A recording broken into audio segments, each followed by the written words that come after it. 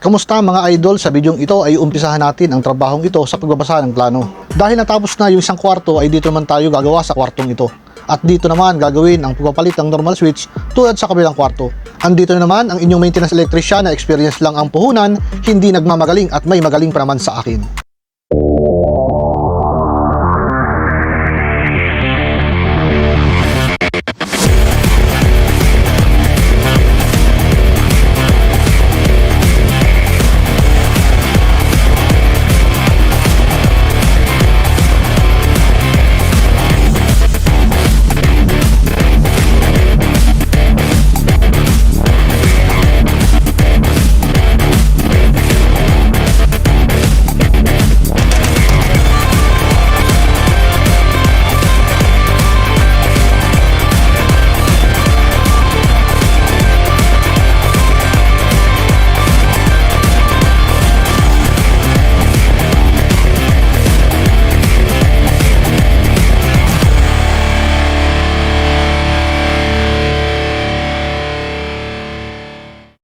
Ngayon nga ay uumpisahan na namin yung pag-trace ng mga ilaw dito.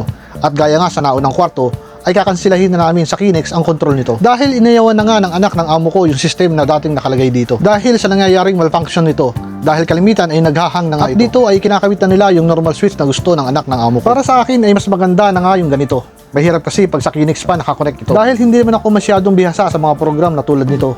Ito kasi yung pwede mong i-off at i-on sa cellphone mo. At kahit nga sa laptop ay kaya mong i-switch off ang mga ilaw mo. O di ba? Sobrang high-tech nito.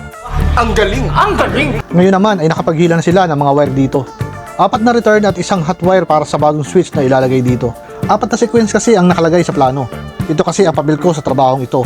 Kailangan ay masunod kung ano ang nakalagay sa planong hawak ko. Kailangan ko kasing tutukan ang trabahong ito. Mahirap kasi pag hindi nasunod ang wiring nila sa plano. Dahil ako ang may iwan dito. Kaya naman sinisiguro ko na tama ang pagwa-wiring at ayon sa plano. At ngayon nga ay oras na para ikabit ang switch nito. Para mamaya ay matesting na kung tama ang pagwa-wiring nila sa kwartong ito.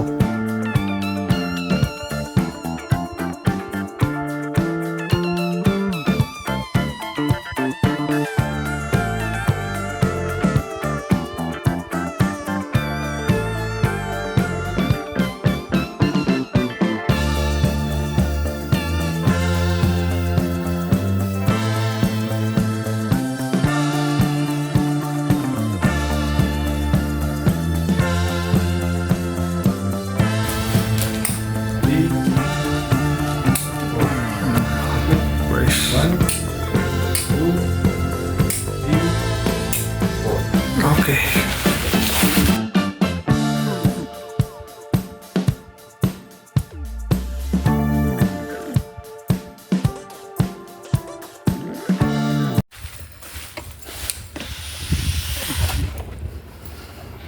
Ito yung hindi nila makita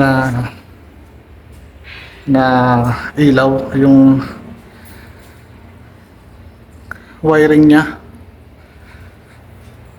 Yan, hindi pa mapailaw. So try natin tulungan silang mag-trace.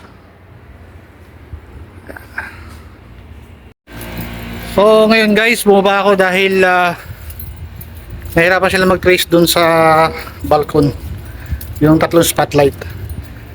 So bumaba muna ako para pahiramin sila ng line tester ko.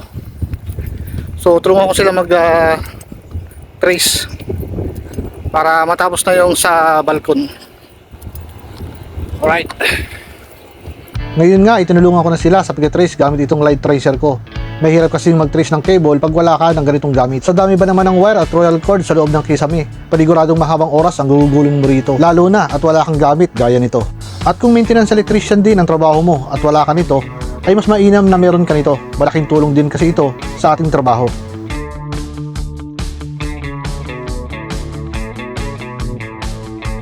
At ngayon nga ay na-trace na rin yung cable para sa 3 spotlight. Mabisa rin talaga yung line tracer ko. Kaya mag-provide na rin kayo gaya ko dahil malaking tulong din talaga ito para sa'yo. So yan nga guys, na nila na kuhan yung cable. So tanggalin natin itong ating line tester. So malaking bagay talaga pagka kompleto ka sa gamit. Ngayon, natulungan natin silang makuha tong cable ditong spotlight dito sa balkon. Ayan, nahat natin yung ayan, kung saan papunta yung cable nito.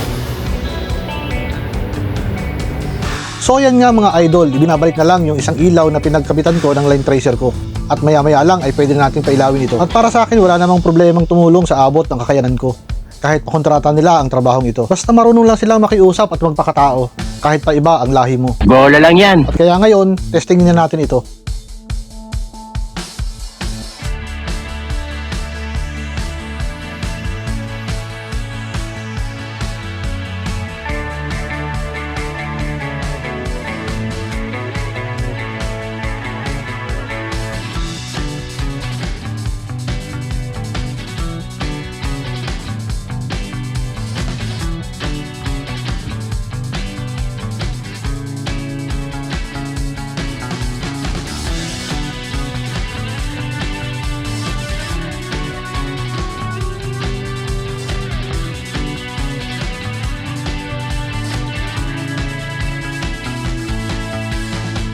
At ngayon, dito naman tayo dahil may natira pang ilaw na hindi na isama sa isang return dito. At ito na yung huling gagawin nila sa lugar na ito. At sa wakas ay malapit na rin matapos at matututukan ko na rin yung naiwan kong trabaho bilang isang maintenance electrician dito. At maya-maya naman ay sisilipin ko kung safe ang ginawa nilang splicing sa Kisame.